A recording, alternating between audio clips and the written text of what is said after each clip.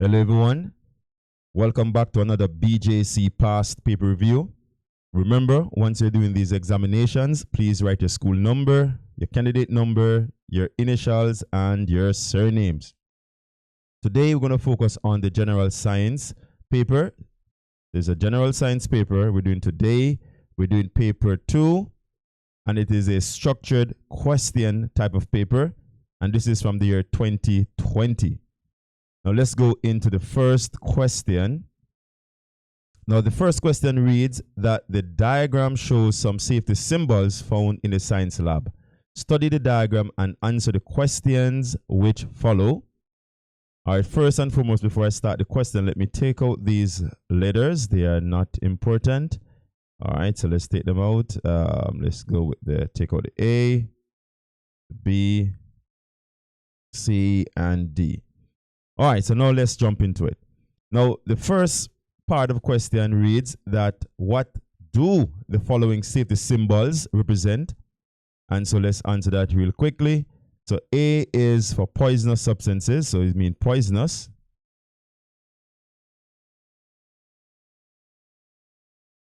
All right, or it could also mean toxic.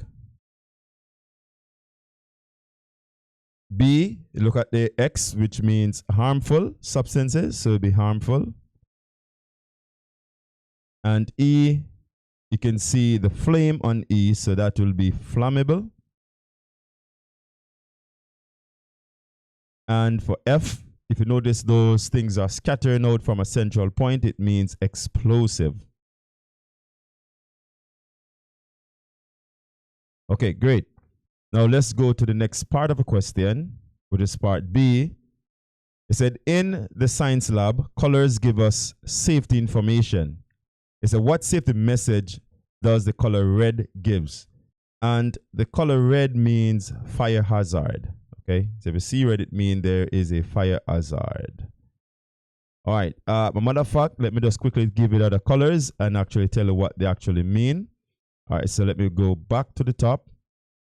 Okay, so we have red, which represent fire hazard. If you see blue, let me go a little bit over. So if you should see blue, this is just some extra information here. So blue means that it is health hazard. Okay. If you see yellow, it means,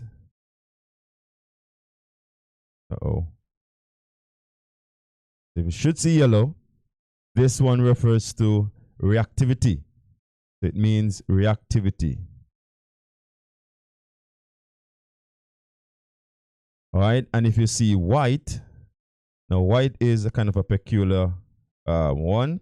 So white means that it is specific hazard or special hazard. Okay, so specific or special. Okay, so specific hazard or special hazard. I'm going to give you some examples of these specific hazard. And so it may refer to the degree of acidity. So example, acidity. Okay, or acid. Okay, great. So it may represent acid. It also may represent alkaline. So it may be specific. And also wanted to remember that these colors also accompanied by numbers, and the numbers will indicate the degree of these hazard, okay, how dangerous they are. Okay, all right, and so it could be acid, alkali, or corrosive. Okay, so those are some of the examples of specific type of hazards. All right, now jump into part C. It said write the formula for this substance. Let me go back, I think I missed the instruction. Right, so this part here, it says study the warning label below, then use it to answer the questions which follow. And this is saying hydrochloric acid give you a warning. You give it a symbol right here, means something. All right, a matter of fact, if you read this instruction carefully, let me zoom into it so you could read it. Okay, so if you read this instructions, it will tell you that this substance is highly corrosive. When handling, wear gloves and protective clothing. This substance should be stored in cool, dark area and out of the reach of children. In the event of an accident, wash thoroughly with water and seek medical attention immediately. It also gives you the expiry date. Okay, so let's go back into it and answer the questions now. All right, so going through. All right, so the first part of the question right here said, write the formula for this substance. And the substance here is hydrochloric acid, so it must be HCl. And please note that the H is uppercase H, uppercase C, and lowercase l. So it's hydrochloric acid. All right, so going down now to the next part, it said, what does the safety symbol displayed on the label represent? Notice you see, like when the liquid is pouring out, it is actually causing a deterioration or eating away of these substances, which is the hand or piece of hard solid. And so the symbol here represents corrosive. So it is corrosive. Okay. So we can correctly say that hydrochloric acid is corrosive. It's a corrosive chemical. All right, so what should be done if there is an accident when using this substance? Remember, again, even the labeling state that you should wash thoroughly with water. So what you should do here is wash thoroughly with water. Okay, awesome. Now for part 4, it said, why should this substance be stored in a cool, dark area? And one of the main reasons is because it is reactive. Okay, so it is reactive. All right. And not only does being reactive, it also give off gaseous particles as well. Okay, so it also give off gaseous particles. So therefore, if it is warm or in a warm area, the gas molecules will escape easily. Okay, so I will say or gives off gaseous particles or molecules. Okay, so it must be in a cool area so the gas molecules not be volatile or move fast, okay, or escape from the container. All right, so part 5 is that this substance is said to be highly corrosive. What does corrosive mean? And corrosive here means that it will deteriorate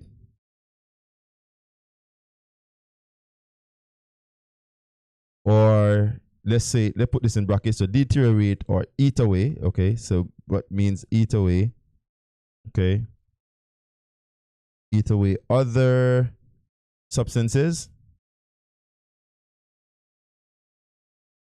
All right, on contact. So once it make contact with the substance, it will eat away that substance, right? Or will deteriorate that substance, but it's only on contact. Okay. All right, so you create a chemical reaction that will eat away. So if you touch your hand, for example, it may burn off a piece of your hand. Okay, and so therefore you need to be careful in the labs. All right, trust me, you do not want these things to happen to you at all. All right, so question number 2 is the diagram P shows a whole leaf, and diagram Q shows the cross section of a leaf with specialized cells. And we could label these, but let's see what the question is asking you. So this is diagram P over here, the whole leaf, and then we have the cross section of the leaf. So what is the main function of the leaf? I'm going to come back and label if I need to for you. Okay, so the function of a leaf is to carry out photosynthesis. Okay, so to carry out photosynthesis. All right, and it said name one substance needed by the leaf to carry out photosynthesis. And so leaf will need 2 main things to carry out photosynthesis. There is a need for carbon dioxide.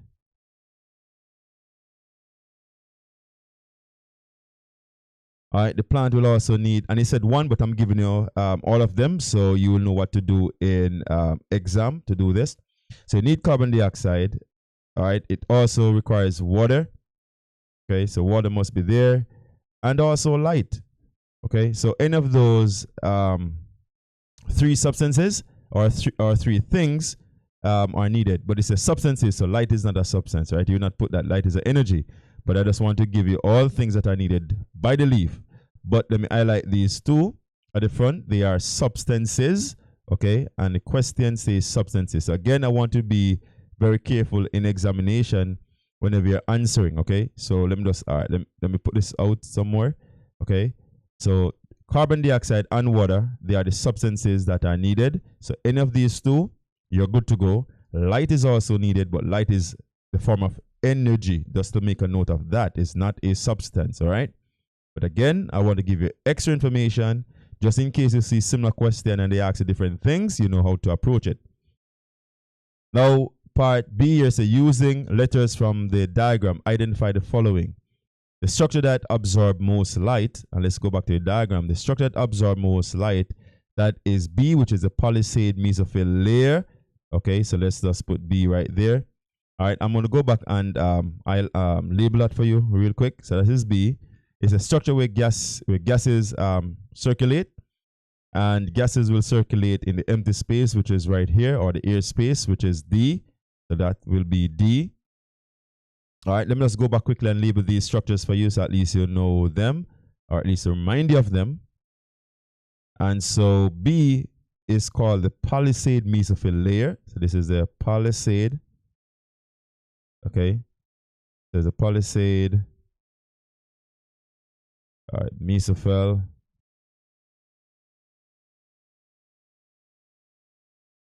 And it's a layer, okay? So just to make a note of that. So the Palisade mesophyll layer. Now, structure C is a spongy mesophyll cell because it's only pointing to one. If this was the whole area, then it's a Palisade mesophyll, the spongy mesophyll layer. So this is just the spongy mesophyll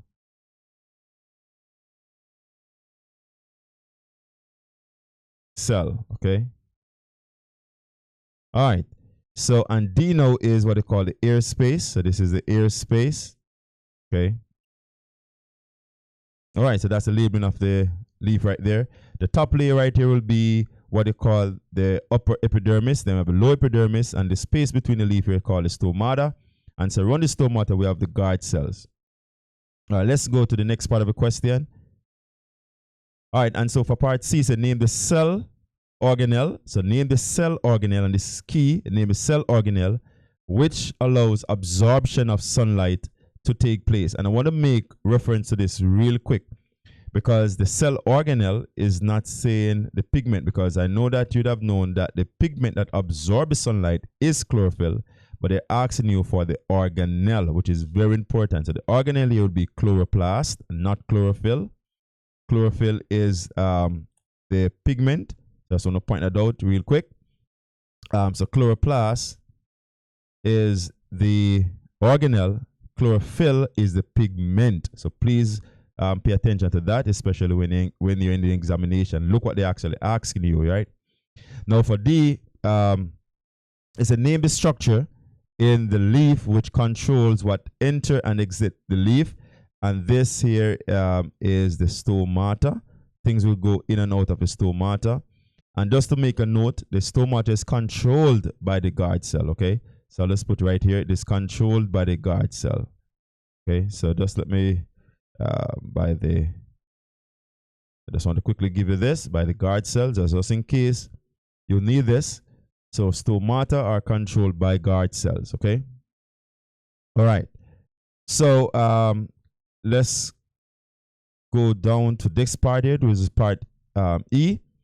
In this part, it said two types of cell make up the vascular bundle. Complete a table below by filling in the blank spaces.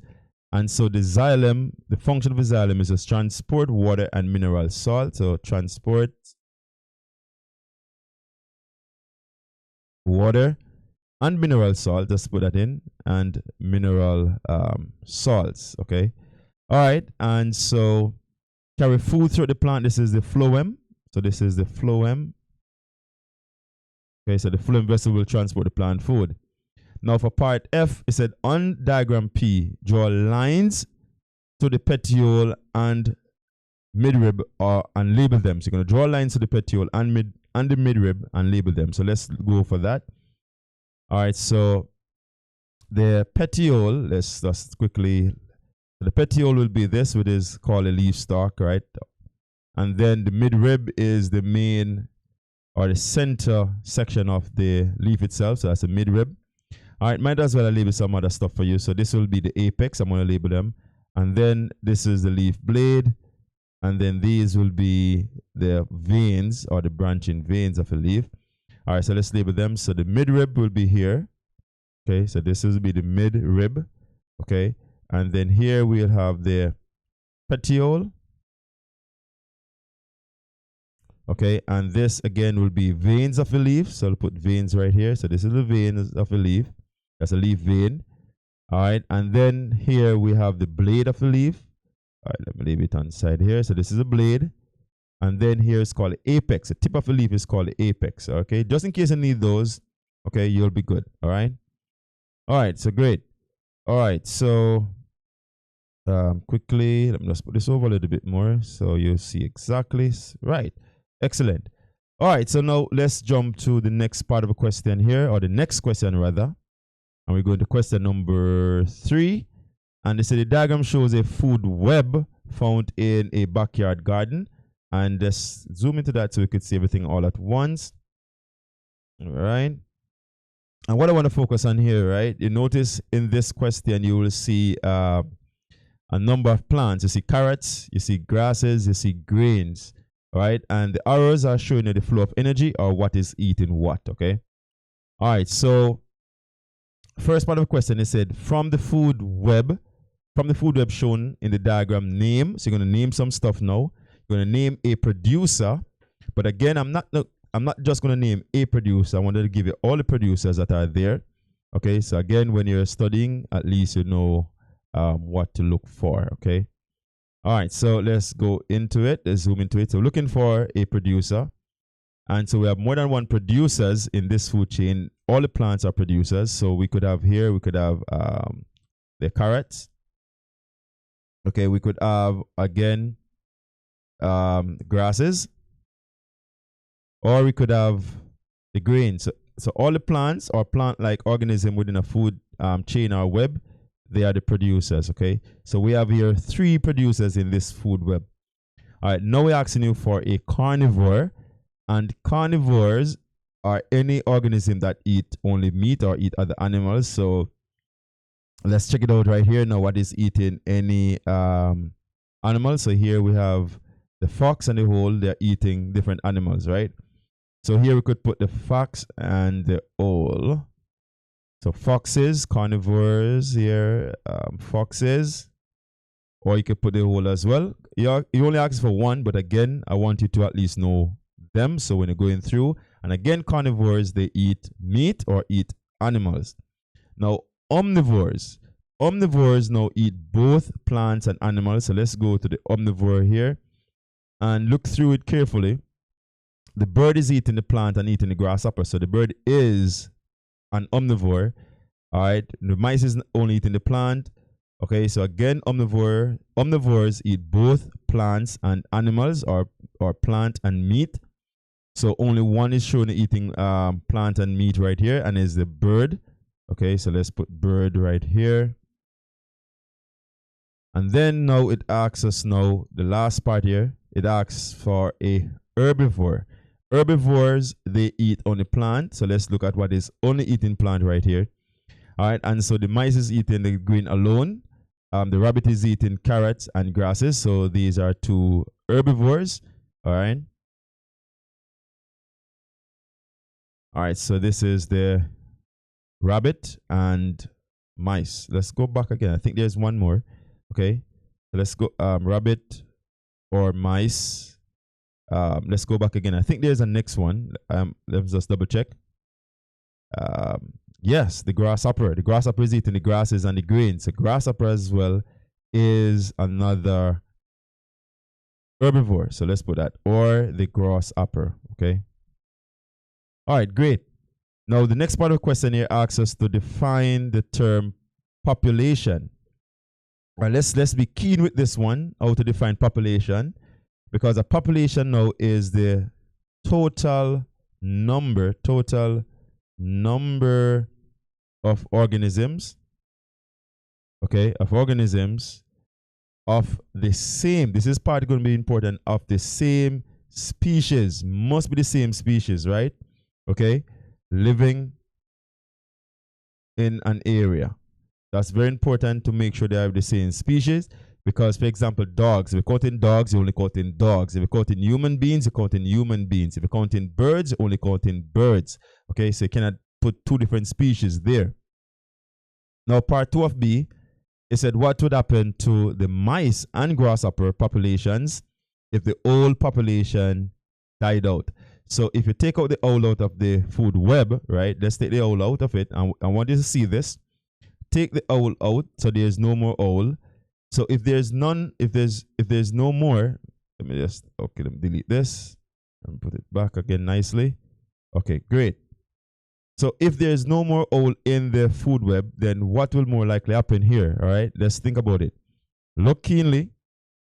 And our focus is on the mice and grasshopper as the axis. So if the owl is eating both mice and grasshopper, that means these will increase in numbers, right? Both of them will increase in numbers. So the population there will increase because they decrease in predator. Okay, so let's put that in. So what would happen to the population there? And we say both of them will increase. So population of mice will equal to an increase in population, okay, and also the grasshopper also, okay, will increase in population as well. So increase population, okay, all right, so increase in population. And why? Because there is a reduction in the predator. The predator is the owl, so there's a decrease in that predator, so therefore their population will strive more. Now, part C here is to construct a food chain using an arthropod, a bird, and a mammal from the food web above. So let's go back to the food web, looking for arthropod, bird, mammal. So 3 things right here. And I say a food chain. Okay, so the arthropod will be the grasshopper, the bird is the bird, and then the mammal will be the fox. But let me tell you something. Even though they give you 3, what you must know is that you must start with the producer. And so the producer that the grasshopper is eating, which is the arthropod, is the grass, okay? So let's go there. So we could say the grass, we could put the grass there, okay? So grasses, and then what eat the grass is the grasshopper. So let's put the grasshopper here, okay? All right, so the grasshopper. And then what eats the grasshopper is the birds. And then what eat the birds will be the foxes. All right, so let's go to the food chain again and show you exactly the pathway of this. Remember, our food chain is a single path for energy to flow. So this is what is happening here. Let me just use this to show you. All right, so starting from the grass, you could start from the grass. As a matter of fact, we could start from the grains as well. So we could start from the grass all the way to the grasshopper, then from the grasshopper to the bird, and then from the bird to the fox. So that is the food chain that is shown right there, okay? All right, so I could put some arrows here. All right, so each arrow shows you the direction of the flow of energy. All right, so great. Let's now go to the next question. All right, and this is question number 4, I think. Let me zoom into it. All right, let me zoom in a little bit. Okay, great. Question number 4. Now, question number 4 is that the chart shows the daily intake of certain food nutrients and the calorie intake of an average adult male and 4 other males. So do the chart and answer the questions. All right, and so if you look through the charts carefully, you see the adult male, which is the first column, well, second column, really. So the averages are here in terms of what is happening in terms of the nutrients or the food or the substances. And then the second column, which is adult male, which is average. This is showing the average adult male based on the question right here. You have Bobby, you have Tom, you have Harry, you have Peter. And they give you the amount of each of these substances that they intake. Okay, so intake is here, calorie intake. The calories used, the amount of protein, iron, calcium, vitamin D. All right, so let's go to the first question and see what they're asking us to do. And here it said, what is the average calorie intake of an average adult male? And this one, you go to the adult male column, which is the average adult male column right here. And then, you know, this is 3,000. So this is the intake. Intake is 3,000.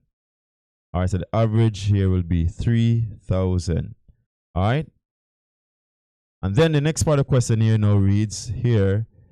It said, name the person who consumes the largest calories and the least amount of proteins. So let's go to the largest calories. And the largest amount of calories is consumed by, which is taken in here. And this is Harry. Okay. Also, what you can do, you can also look at the amount used as well, right? And is Harry, are you taking the most? You use the most as well. Okay. Because only 500 did not use. If you look at it carefully, use the most. Harry is the answer right here. He using 4,000. So Harry is the person. Okay. And the least amount of proteins, let's go back to the chart. For the least amount of proteins consumed. All right. Consume mean taken in. So again, Harry was the largest in calories, 4,500. For proteins here, this is 37. So 37 here, this will be Bobby. Okay, so Bobby will take in the least amount of proteins. This is Bobby. All right, so Bobby. All right, and now it asks us now, part C. Calculate the difference in calorie intake between the person with the greatest and the least amount of calorie used.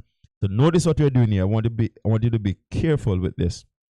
It is asking us to calculate the difference in the calorie intake. We are calculating the difference between the calorie intake. All right, that's what we're calculating. But now it said we're comparing the person with the least. Okay, so we're comparing the person with the least and the greatest amount of calorie used. So first you have to look at the calorie used, and then you calculate the difference in the intake calorie. So let's go to it. So the person here know that calorie used. So let's look at calorie used. The least amount here is Bobby, which is 850. Okay. And the most used here is Ari, which is 4,000. But they want us to calculate the difference between what was intake. So looking at the intake calorie, which is 1,000 and 4,005. But to get to these numbers, we have to look at the amount used, which is the 850 and the 4,000. All right, so we're going to say 1,000 from 4,500, which will give us 3,500. So let's just put that calculation in real quick. All right, so here we will have 4,500 minus 1,000. Okay, and this will give us 3,500. Okay, so great. So that's the difference between, I put it in the wrong place. All right, so let's go back one question up. So this is 4,500 minus 1,000, and that will equal to 3,500. All right, now part D states that Harry burns a lot of calories because of the type of work he does. So just the type of work Harry does. All right, since he burns a lot of calories, anything that requires physical activity or a lot of physical activities, then that will be his type of job. So it could be any job that requires a lot of physical activities, movement, and so on. So one that comes off my mind right now is construction workers. Okay, so construction workers, it could be doing the construction. A matter of fact, it could be heavy. It could lift in heavy objects. So anything that packing. So it could be a packing. It could be that. That means you have to be lifting stuff every minute or every day, all right? Or it could be a trainer, right? Or a coach, all right? So it could be trainer or a coach, because maybe you have to be running, and lifting weights and all those type of stuff. So it could be a number of these type of stuff, right? So anything that requires a lot of movement or use of a lot of energy. Part E, it says suggest which person would lose the most weight after a period of time, and explain the answer right here. Let's look in the chart to see if we could figure out which person is this. All right, and so right here I'm going to show you something real quick. If you look closely, you'll realize, let me put probably a green. All right, if you look here closely, you'd realize that the person who's taking in calories, right, and then losing that calories. So let's look at Peter, for example. Peter takes in 2,500, but he used 3,000. That means he's using more than what he's taking in. So if he's using more than what he's taking in, it therefore means that he will lose a lot of weight. Okay, using more calories than what you take in mean that you burn even what you don't take in, you will lose weight. Okay, and that makes sense. All right, that's logical. All right, so let's talk about it here. Put this in our answer. So the person who will lose the most weight over a period of time, this person is Peter. Okay, so Peter. Okay, and the reason for this is simply because he uses more calories. Okay, he uses more calories than what he took in. All right, or taken. All right. So that's the reason behind it, because he uses more calories than what he took in. All right, and remember, if you look at the chart again, you notice that. Let's go back to it again just to confirm our answer right here. Again, he took in 2,500, but he used up 3,000. That means there are 500 that was burned, that was already inside of him. All right, maybe from his stored food and muscles and so on. And so therefore, he will lose more energy. He'll lose more weight. Now for part F. In part F, it said identify the deficiency diseases that may result in the following persons. And so if Harry is lacking vitamin D, that means more likely he will end up with rickets. Okay. All right. And iron, if you lack iron, this is from Tom. That means this is anemia. And anemia could be spelled with A-E or just E. Okay. All right. So anemia. All right. And again, you can spell it without the A right here. So it could be just A-N-E-M-I-A. Okay. And for protein, this is kwashiorkor. So I want to let's look at the word carefully. Is kwashiorkor. So like I say in K-wash. Okay. So it's kwashiorkor. All right. And eorka. Okay. So just to learn how to spell the word here. So this kwashiorkor. Okay. Kwashiorkor. Like I spell in wash. So K wash eorka. Okay. So it's kwashiorkor. All right. Great. And again, you need to also know other deficiency diseases, and please make sure you know them. All right. So you could go through the list of things, like vitamin B for beriberi and so on. All right. Now, question number 5 is a student tested for liquids A, B, C, and D. It's a using neutral litmus paper. Okay. So the students here use a neutral litmus paper. A neutral litmus paper is gray or purple in color. The results are shown in the diagram below. All right, and let's go into the results real quick. All right, let me kind of do a slide thing right there. Great. Awesome. So if you notice here now, for substance A, the litmus paper turns red. B, there's no change in color. Litmus, C, it turns blue. And D, it turns red. All right, so for part A now, it said identify the liquids which are acidic and alkaline. And so I could just keep it slightly here. All right, remember it's A, B, C, D. Okay, so if the substance here is acid, which means it turns litmus paper red. And so therefore we have two things that turn in red. Here's A and D. So here we'll have A and D can be classified as acids. Okay, so A and D. A and D. All right, and bases turn litmus paper blue. So therefore, this is C. So this is C right here. It says suggest an example of one liquid the students may have tested for each of the 4 liquids A, B, C, and D to obtain the stated results. And again, remember liquid A or substance A turns litmus paper red. So therefore this here will be acidic. So any acidic substances, let's say hydrochloric acid, for example. Okay, so this could be hydrochloric acid. Okay. For B did not change the litmus paper at all. So B was no change. So let's go back a little bit. So B, so notice here B is no change. Okay. So if there's no change in B, it therefore means that this could be water, because water is a neutral substance.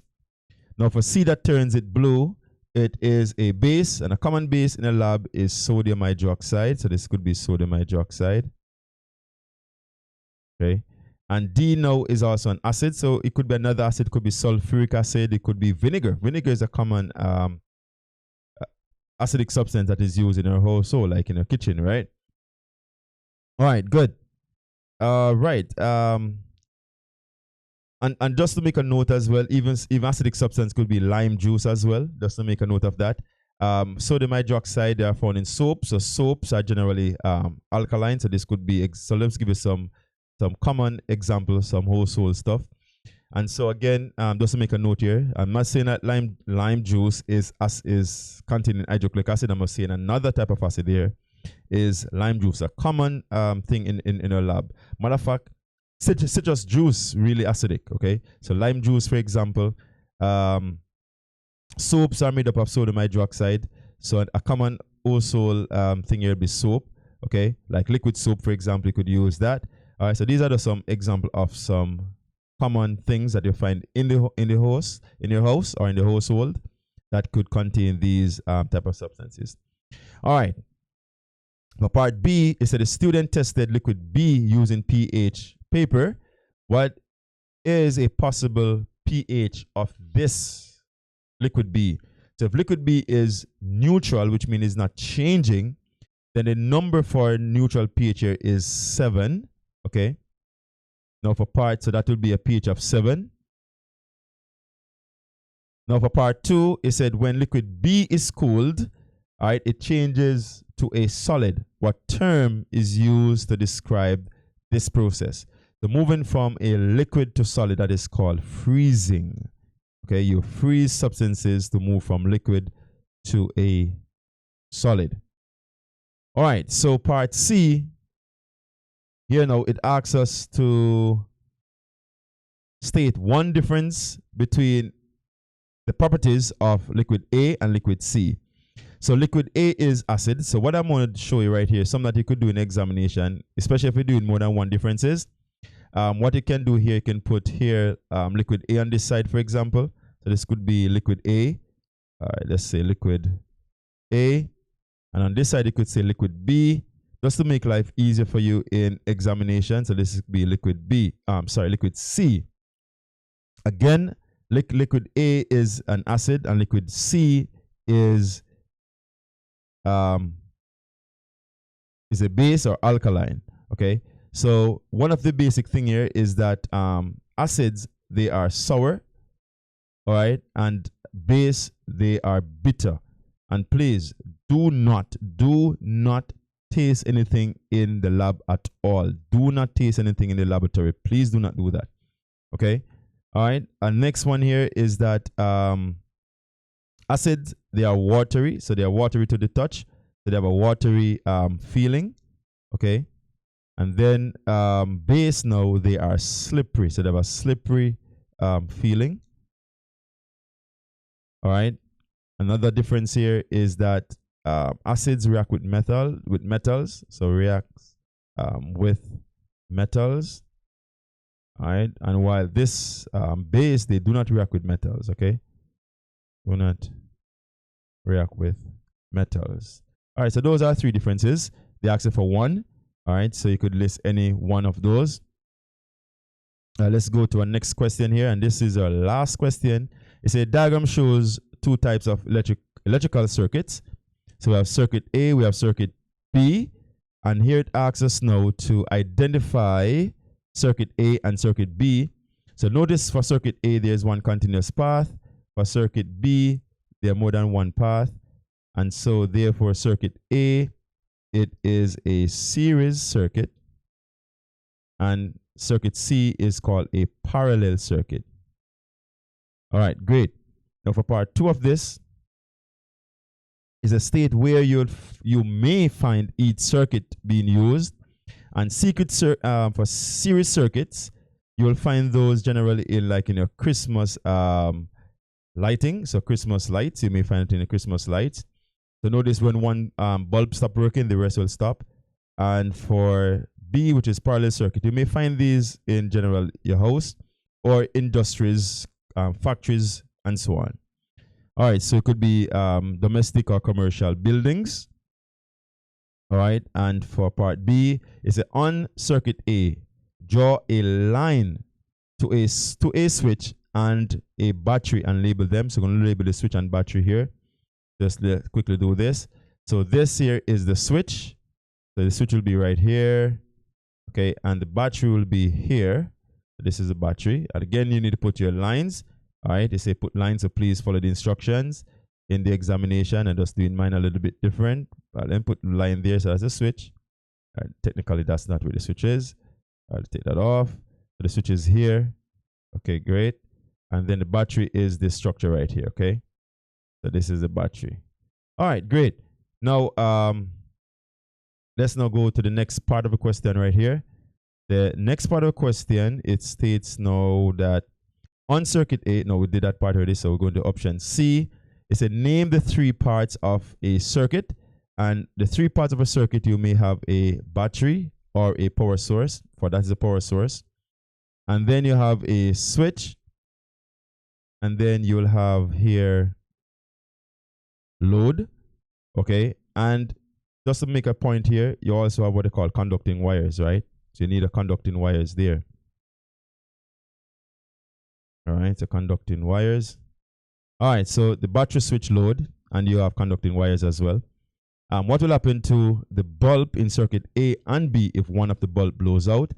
And A is a series circuit, so let's just do this. For example, if we take this bulb out, then the current will stop flowing through the circuit, and so therefore these will not lit.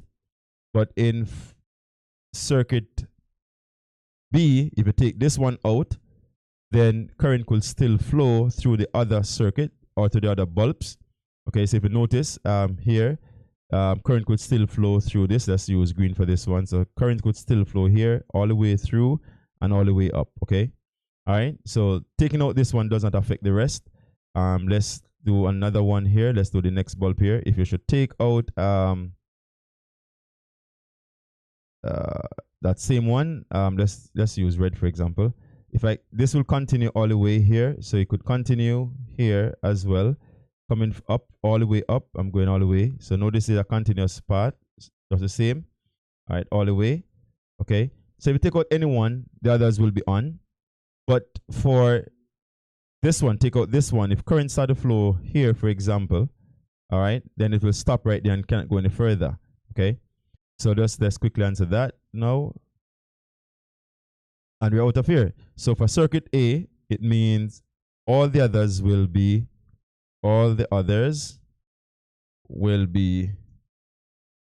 will go out. Okay, will go out or stop working. All right, or won't be lit. And for B, all the others will still be lit, will remain lit. All right, and this is where we end. And so again, it was my pleasure for being here with you. So see you next time for another review. Again, we're going to do some health science as well, so you could tune in for those. All right, so until next time, take care.